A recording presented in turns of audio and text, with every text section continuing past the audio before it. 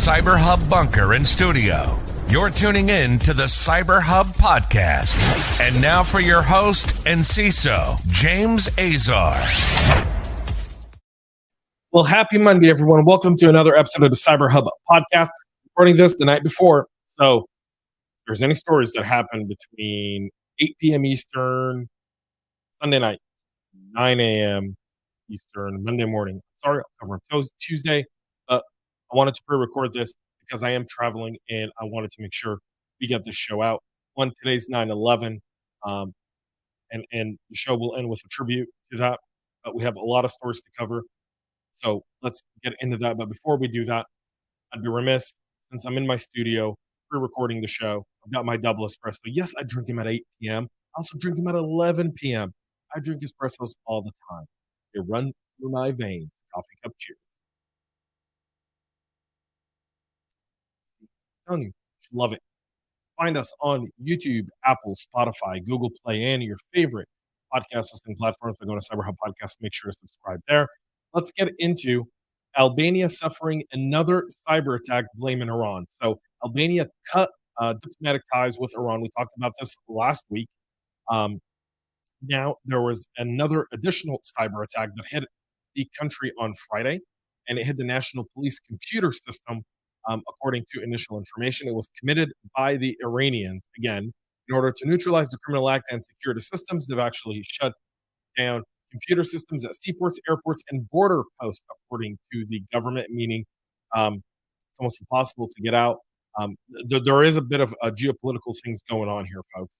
The countries who have been bitter foes for years since the Balkan state began hosting members of the opposition Mujahideen of Iran's or Mujahideen al-Khaliq on its soil. Iran now targeting Albania. Albania, a member of definitely getting up there. So Iran rejected the accusation, calling them baseless. That's led to new sanctions on Iran by U.S. Treasury on Friday. The sanctions against Iran for engaging in destructive cyber attacks against critical infrastructure targets in allied NATO countries, Albania being part of NATO. Hence, you see that happening there. The new sanctions designates Iran's Ministry of Intelligence and Security and its Minister of Intelligence for engaging in cyber-enabled activities against the United States and its allies since at least 2007. The Ministry of Ministry of Intelligence and Security, if there's such a thing in Iran, its cyber actor proxies have conducted malicious cyber operations targeting a range of government and private sector organizations around the world and across various critical infrastructure organizations, the latest being Albania's public services and now their national police. National police cyber attack was slightly after the announcement of sanctions there, folks. So you can imagine that this is only going to increase there. You're seeing Iran really act out here as the Biden administration is trying to renegotiate a nuclear deal with the Iranians. And the Iranians really are bending as trying to get this negotiated. It seems like they're just showing what potentially a nuclear Iran would look like, given the fact that they're just in good faith negotiations doing this. This goes to Microsoft targeting Iranian APT42, which has launched over 30 espionage attacks against activists and Dissidents. The latest, which is the state-sponsored, newly christened APT42, has been attributed to over 30 confirmed espionage attacks against individuals and organizations. India says it operates as an intelligence gathering arms for the IRGC, the Iranian Revolutionary Guard Corps, known as Al-Quds Force. Not to mention, shares partial overlaps with other clusters called APT35, Phosphorus TA453, and Yellow Ara. APT44 has exhibited a propensity to strike various industries such as nonprofits, education, government, healthcare, legal, manufacturing, media, and pharmaceuticals. Intrusions aimed at the pharmaceutical sectors are also noticeable for the fact that they commenced at the onset of the COVID-19 pandemic in March of last year.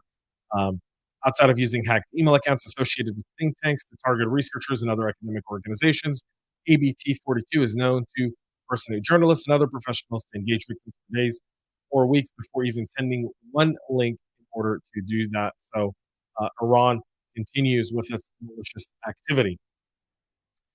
I didn't talk about this story last week. I should have. I kind of wanted to take it all in. But as many of you know, the former CISO over at Uber, is heading to criminal trial. Uh, Joe Sullivan, who was one of the first federal prosecutors to work on cybercrime cases in the 1900s, jumped into the corporate security world in 2002, eventually taking high-profile roles at Facebook and Uber as CISO. Um, Sullivan, I mean, many of us have met him at any of the industries and so forth. As an industry leader, he was fired by Uber in 2017, accused of mishandling security incident the year before. Despite the scandal, he got a job as the CISO at Cloudflare.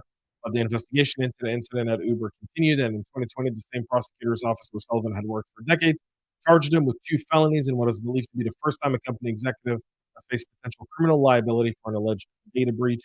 Mr. Sullivan has pleaded not guilty to the charges. Sullivan stepped down from his job at Cloudflare in July in preparation for his trial, which began last week in the district court in San Francisco. Many of us are watching this trial closely,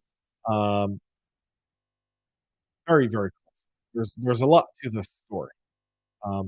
What you folks feel, you can put in the comments. I'll be sure to mark them as well. Sullivan is also suing Uber to force them to pay for his legal fees in the criminal case, and they have reached a private settlement on the matter because part of that executive team in 2016 was complicit with how reporting the incident actually went through, marking it as a bug bounty rather than a ransomware payment for information. That was actually approved by previous leadership of Uber. And when Dara Khosrowshahi took over, he fired Sullivan and reported the data breach. That's what brings there who's being scapegoated. Yes, Joe Sullivan is wearing the S in CISO scapegoat for this one. Should be more executives, including the former CEO of Uber and their legal team, should also be on trial with them. If you're going to charge someone for this, then by all means you should be charging the entire leadership and not just handpicking someone. It seems like they're picking one person to do this. Not a good look for many CISOs. And obviously, with the whistleblower complaint coming from Piotr Zatko over at Twitter, you can only imagine that he's probably seen and knows Joe, had that conversation with him, and decided to do the whistleblower complaint that are made potentially being charged like him with felonies as well. So tough times being a CISO here, folks.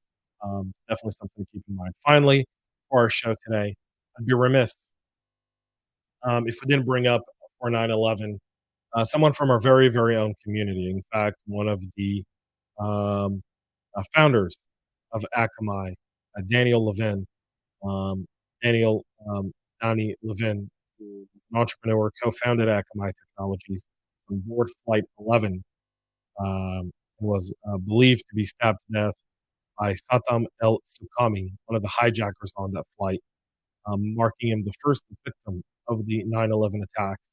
Born in Colorado, moved to Israel at the age of 14, he joined Sierra Matkal, which is the Israeli version of Army Rangers, an elite unit. He went to the Technion, Haifa, which is one of the best universities in Israel, worked at the IBM Research Laboratory in Matan in Haifa, responsible for developing the Genesis system, a processor verification tool that's widely used in IBM.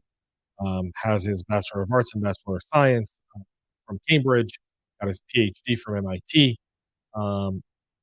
and was serving as the CTO and board member at Akamai when he so tragically lost his life. He was on board that flight, apparently tried to stop the hijackers, what is known from the investigation, stabbed by the hijackers. Plane later. Lewin was 31. His wife Anne and 2 sons, Eitan and Itamar, were aged 5 and 8 at the time of the September 11th attack. We take a moment today to remember Daniel, 2,976 other victims of the horrific 9/11 attacks in this country, and the countless lives that impacted. families, and many, many more. So we'll take a moment to remember his death and his legacy. I know Akamai has a slew of foundations. If you're looking for a good cause to give money to, I urge you to reach out to Akamai or any of the foundations, because he embodies everything I'm proud of security practitioners. 21 years, folks.